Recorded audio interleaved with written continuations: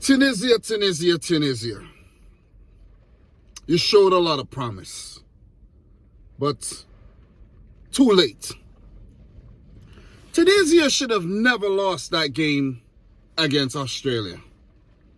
I don't know what Jalal Qadri was thinking in that game, but they were just negative. They never really took the game to Australia. And I do think that Tunisia were the favorites in that match. They lost 1-0. It didn't look good at all.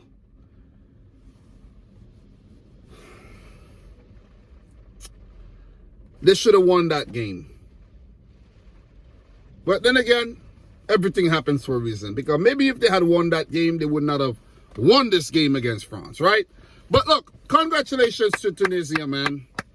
Winning a World Cup game is very important. And to pick up a victory over France, a country that used to rule over Tunisia, that's a big morale-boosting win. That's the best way I could put it. But why did Jalal Qadri wait until the final game to play Wabi Kazri? Maybe because of his fitness? It has to be. It has to be. Can't be no other reason, because you saw when Kazri scored that winning goal. What eventually was a winning goal, because Griezmann did score, but it was offside. And that would have been very horrible for Tunisia. So at least their fans have a victory to celebrate over France. But did France try to help Tunisia here? I don't think so. But it looks like it. France were always going to change their entire team. They made 9 changes. They were always going to make household changes. I think they did it in 2018, and they did it again. Mandanda in goal, and 9 other changes. Well, 8 other changes in the outfield. France deserved nothing else but to lose the game, because there was no cohesion. There was nobody that really put their hands up and took the game by the scruff. And Tunisia were the better team. It's that simple. Kazri, there was a goal in the 8th minute, warning shot sent by Tunisia, flag for offside. Tunisia made changes of their own as well. I think they made about 6 changes, if I'm not mistaken. But France, they were weakened. So I don't know if this is an upset. It looks like an upset on paper, but it's not really an upset. Because you basically defeated France's B team. And then, when France went down 1-0, good goal by Wabi Kazri, by the way, to, cut apart that French defense. And toe poke pass Mandanda, who was awful, in my opinion. Should have never been off his line. Never, ever been off his line. And he conceded. France lost the game. It's weird, right, that France lost the game, right? They haven't lost a World Cup game in a while. They didn't lose any at the last World Cup. 7 matches, they didn't lose any. Won their first 2 and now lose. Oh, man. I don't think it's a big deal, but still, you don't want to lose, though. No matter if you make 10, 11 changes, you don't really want to lose. You know what I'm saying? And I'm kind of disappointed that Didier Deschamps did not take off Mandanda and actually give Alphonse Areola a run out. I think, is pretty unfair, man. Pretty unfair. And he did make 5 changes, right? In terms of the substitutes. 1, 2, 3, 4, 5. Yeah. And he didn't give Alphonse Areola a run out, man. So, I think France were just trying to, they played a weak team. They were losing, and you had to send on Mbappe and Griezmann, Rabiot. For what? For what? What if Mbappe had picked up an injury? Or Griezmann? Come on. Don't be foolish, Didier Deschamps. You leave those guys on the bench.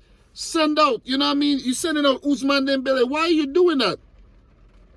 Why are you doing that? Send out Marcus Thuram. Thuram go get a run out. Alphonse Areola. Go get a run out. Come on from Mandanda. You know what I'm saying? Saliba, go get your run out that you deserve. You feel me? Pavard, go get a little run out because you might not be playing a lot of minutes. But no, you try to not lose when you already made 9 changes. You see what I mean?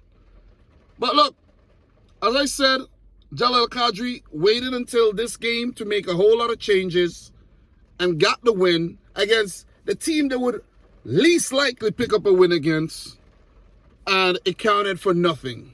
But at the end of the day, you got to give Tunisia a lot of credit, because what if Denmark had picked up that, that goal? If Denmark had picked up a late goal, even if last minute of the game they picked up a goal, Tunisia would have gone through instead of Australia. And you know what would have been crazy?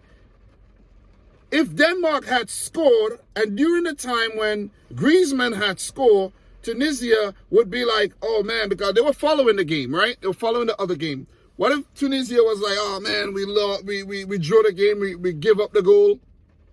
And we give up the goal at the time when freaking Denmark just scored as well to equalize over there. And then what if the goal that was eventually chalked off, it had happened that way, and they went from they went from sadness to joy in like a second. So kudos to Tunisia, but they will be packing their bags and leaving. So look, in terms of some insights here, Tunisia have won 2 of their last 4 games at the World Cup, drawing 1 and losing 1, beating Panama in 2018 and France in this match. This is 1 more victory they managed in their first 14 games in the competition combined, losing 9 and drawing 4. So this is a big victory, man.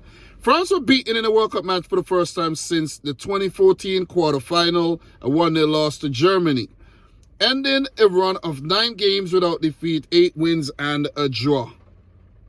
They have now gone without a win in their final group match in each of the last 4 World Cup tournaments, drawing 2 and losing 2, while failing to score in the last 3. So it's a customary thing. Tunisia only conceded 1 goal in their 3 games at the 2022 World Cup, the joint fewest by an African team across the group stage in the tournament, along with Cameroon in 1982 and Morocco in 1986. Give it up to Tunisia, man. They were very good defensively. We know that. We definitely know that. But going forward is where they lack that cutting edge. But they actually showed it in this game against France. And why they didn't show it throughout the whole tournament? I don't know. I don't know. Maybe desperation does bring out the best in you at times, and the worst. But look, France are into the round of 16 as group winners. So are Australia. They will go into the round of 16 as runners-up. They would face the winners, of course, and the runners-up from Group C. Who's it going to be? We got Poland taking on Argentina and Saudi Arabia taking on Mexico. Guys, there will be more twists, right? There will be more twists. Denmark knocked out. They lost to Australia. That's one of the... Denmark are not a big team, but that's one of the team's shock exits, we should say, so far at the World Cup. Is it the first shock exit? Yes, that's the first shock exit. It's not Qatar. It is Denmark. Are we going to see another shock exit in maybe Mexico or Argentina getting knocked out? We shall see. Tomorrow, we got games between Spain and Japan, Germany, Costa Rica. Are we going to see anything crazy? We got Belgium, Croatia. We got Morocco, Canada. Oh, man, those are some juicy games. Definitely looking forward to those. Guys, go check out all the previews on the channel. Go check out all the match reactions. Go check out World Cup Digest with my boy Football Fair and I. And thanks for your continued support. So, look, to all the Tunisian fans, appreciate you guys for watching the video during the World Cup. But this is where your tournament ends. So, France, all the best. All the best, even though the French people don't really watch my videos like that. But all the best, though. Let's see if you're going to defend your title successfully or get knocked out in the next round. We shall see. But guys, I'm your boy Dominic Rich. Let me know if I miss any major talking points in the comments. This is yet another match review.